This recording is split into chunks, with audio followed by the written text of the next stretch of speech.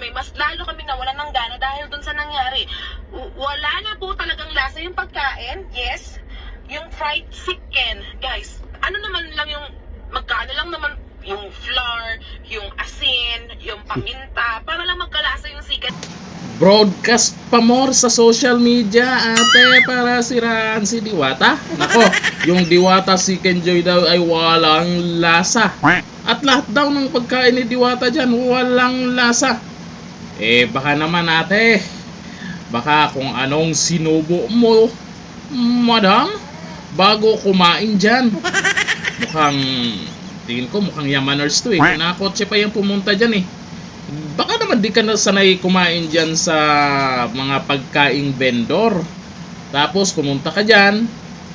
Baka yan yung baka yan yung purpose mo sa pagpunta dyan. Sabihing walang lasa.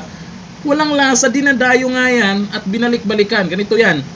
Pag yung isang pagkain ay sinabi nyo lang sikat lang, kasi sikat lang dahil sa mga vloggers, bakit binalikan? Bakit binalik-balikan? Bakit pinilahan? Yung iba dyan umabot ng ilang oras, pinilahan. Mura daw, masarap pa. Baka naman hindi lang talaga kayo sanay kumain ng mga pagkain mga pagkain dyan sa vendor. Mga ganyang pagkain yan ay mga pagkain pangmasa yan. Yung mga yamaners na pumupunta dyan, hindi lahat ang purpose ay matikman lang, kumain lang. May nakikita kasi ako dyan ng mga comment. Siguro naman kayo may nakita kayong mga komento. Yung mga iilan ng mga vlogger di umano na nagsasabing hindi masarap, kung ano-anong paninira kay Diwata, baka daw bayaran. Baka daw binayaran sa mga kalapit negosyante dyan na tinamaan sa kasikatan ni Diwata. May mga negosyante daw dyan na medyo humina yung kita dahil kay Diwata. Yun po ang sabi sa mga netizens, sa mga comment section dyan. Baka lang naman na may mga naninira dahil binayaran para siraan si Diwata, para yung ibang mga kumakain ay, or yung may gustong pumunta pa sana ay hindi pupunta. Yung mga ganon-ganon, pakpak ganon-ganon. Di ba? Sino bang maniniwala? Itong mga vlogger na to, ilang mga vlogger na to nagbablog-vlog dyan, at kagaya neto, walang lasa.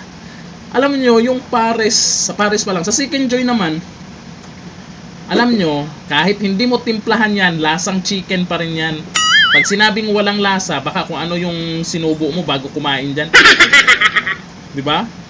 Baka naman, yung sinabing ibang mga, sa Pares pa lang sa Pares pa lang, baka hindi siguro alam na itong mga to. Kahit hindi timplahan yung Pares na yan, pag upo mo sa lamesa, may mga panimpla dyan, may bawang doon, may gusto mo maanghang. Ganon sa Pares. Ganon sa Pares, timplahan mo kung ano yung itimpla mo. Kung may kulang sa timpla, merong toyo, may patis. Ganon. Di ba? Hindi yung iasa nyo pag timpla. Hindi ganon sa Pares na timplado na lahat. Na pag kumain ka, timplado na lahat. Meron dyan, titimplahan mo din. Now you know. Yung mga to para lang may no? Sus, honest review pa kayong nalalaman. Mag-honest review kayo doon mismo habang kumakain. Habang kumakain kayo, i-live nyo doon. Hindi yung kung saan kinain nyo na, kung saan naubos na yung pinangkakain nyo, tsaka pa kayo nagpa-review. Doon mismo para maniwala kami.